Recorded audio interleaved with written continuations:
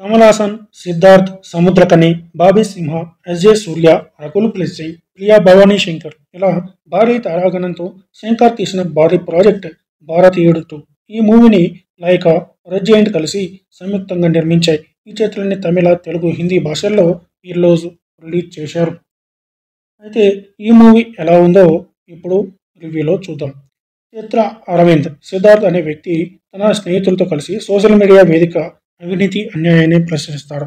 Barking dogs అనే YouTube channel నడుపుతూ అందులో అవినీతి పనుల మీద ఫన్నీ సెటరికల్ ఎపిసోడ్స్ నడిపిస్తూ ఉంటాడు. అరవింద్ తండ్రి వరదరాజన్ సముద్రకని అవినీతి నిరోధక శాఖలో పనిచేస్తూ ఉంటాడు. సమాజంలో జరుగుతున్న అన్యాయాలను ఎదిరించాలని అరవింద్ ఆరాటపడుతూ ఉంటాడు. కానీ తిరిగి అరవింద్కి సమస్యలు వస్తూ ఉంటాయి. అరవింద్ అండ్ గ్యాంగ్ని పోలీసులు అరెస్ట్ చేస్తారు. చివరకు ఈ అవినీతిని అరికట్టాలంటే ఇండియన్ కమల్ హాసన్ రావాల్సిందే అని ఈ నలుగురు కలిసి కమ్బ్యాక్ ఇండియన్ అనే హ్యాష్ట్యాగ్ను ట్రెండ్ చేస్తారు.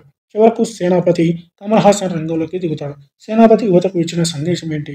ఆ సందేశాన్ని పాటించిన యువతకు ఎలాంటి కష్టాలు ఎదురయ్యాయి?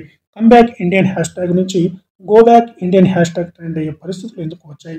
ఈ క్రమంలో సేనాపతిని పట్టుకునేందుకు రంగంలోకి దిగిన సిబిఐ ఆఫీసర్ ప్రమోద్, బాబీ సింహ పాత్ర ఏంటి? ఈ కథలో సకల కళా వల్లభుడు సద్గుణ పాండ్యన్, ఎస్జే సూర్య ప్రాముఖ్యత ఏంటి అన్నదే కథ. సేనాపతి ఎలాంటి వాడు? అన్యాయం జరిగితే ఎలా సహించలేడు? ప్రాణాలకు తెగించి తెల్లదొరల నుంచి విడిపించుకుని దేశంలో జరుగుతున్న అవినీతి లంచగొండితనాన్ని ఎలా సహించలేకపోయాడు? చివరకు తన కన్ను కొడుకును సైతం చంపేసిన సేనాపతి కథను మనం భారతీయుడి చిత్రంలో చూసాం. ఆ సినిమా తరానికి బాగా కనెక్ట్ అయింది. అందులోని ఎమోషన్ కావచ్చు, కథనాలు కావచ్చు, అప్పటికి అదే గొప్ప. అయితే ఈ భారతీయుడు 2 సినిమా మాత్రం అంతగా మెప్పించకపోవచ్చు. ఏమాత్రం ఎమోషనల్గా కనెక్ట్ చేయలేకపోయాడు శంకర్. భారతీయుడు సినిమాను చూస్తే గుండె బరువెక్కుతుంది, కళ్ళు చెమర్చుతాయి. కానీ ఈ రెండో పాటు చూస్తే నీరసం, అలసట వస్తాయి. కొన్ని చోట్ల క్రింజ్లా అనిపిస్తుంది. ఏమాత్రం ఎమోషనల్గా తీయలేకపోయాడు శంకర్. ఎవరి పాత్రని కూడా గుండెకు హత్తుకునేలా మలచలేకపోయాడు. ప్రారంభం కూడా ఏమంత ఆసక్తిగా అనిపించదు. సేనాపతి ఎంట్రీ ఇచ్చాక అయినా గాడిన పడుతుందా అంటే అది లేదు. ఇక సేనాపతి స్క్రీన్ పైకి వచ్చాడంటే ఎవరో ఒకరికి మూడిందనే అర్థం. చంపడానికి అన్నట్టుగా సేనాపతి పాత్ర కనిపిస్తుంది. ఏమాత్రం ఎమోషనల్గా సేనాపతి పాత్రకు ఆడియన్స్కు మధ్య వారధిని శంకర్ క్రియేట్ చేయలేకపోయాడు. అపరిచితుల్లో ఒక్కొక్కరిని ఒక్కో విధంగా చంపినట్టుగా ఇందులో మర్మకలతో రకరకాలుగా చంపేస్తుంటాడు అంతే. కమ్బ్యాక్ ఇండియన్ అన్న జనాలే గోబ్యాక్ ఇండియన్ అంటారు.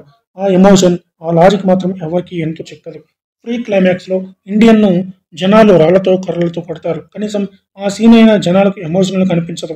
స్క్రీన్ ప్లే పరంగా కానీ కథ పరంగా కానీ ఎక్కడా కూడా వావ్ అనిపించదు. ఇల్లు శుభ్రంగా ఉంటేనే కదా దేశం శుభ్రంగా ఉండేది అంటూ యూత్కి ఇచ్చిన క్లాస్ బాగుంటుంది. ముందు మన ఇంట్లో ఉన్న అవినీతిని అంతా చేద్దామని ఇచ్చే పిలుపు బాగుంటుంది. మూడో పార్ట్ కోసం అసలు కథను దాచిపెట్టినట్టుగా సాగదీసినట్టుగా అనిపిస్తుంది. మూడో పార్ట్లోని అసలు మ్యాటర్ ఉందని అర్థమవుతుంది. ఈ రెండో పార్ట్ మాత్రం జనాలు అంతగా ఆకట్టుకోలేకపోతుంది అనిపిస్తుంది. శంకర్ బ్రిలియన్స్ చూపించే ఒక సీన్ కూడా ఇందులో కనిపించదు. అంత అవుట్డేటెడ్ ఫార్మాట్ అనిపిస్తుంది.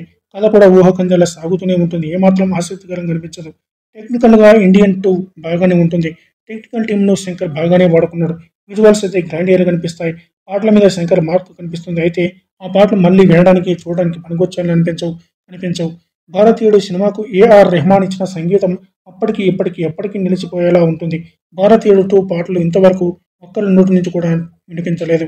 ఆర్ఆర్ఆర్ కూడా రొటీన్గా అనిపిస్తుంది. ఇదివరకు అనిరుద్ధ్ తన సినిమాలకు ఏ విధంగా ఇచ్చాడో ఇండియన్ 2కి కూడా అలానే ఇచ్చాడనిపిస్తుంది. మాటలు కొన్ని చోట్ల ఆలోచింపచేస్తాయి. ఆర్ట్ వర్క్ అద్భుతంగా ఉంటుంది. చివరిగా చూసుకుంటే భారతీయుడు 2 సినిమాలో శంకర్ స్థాయిలో గ్రాండియర్, ఆ విజువల్స్ అన్నీ కనిపిస్తాయి. కానీ ప్రధానమైన ఎమోషన్, ఆ కనెక్టివిటీ మిస్ అయినట్టుగా అనిపిస్తుంది.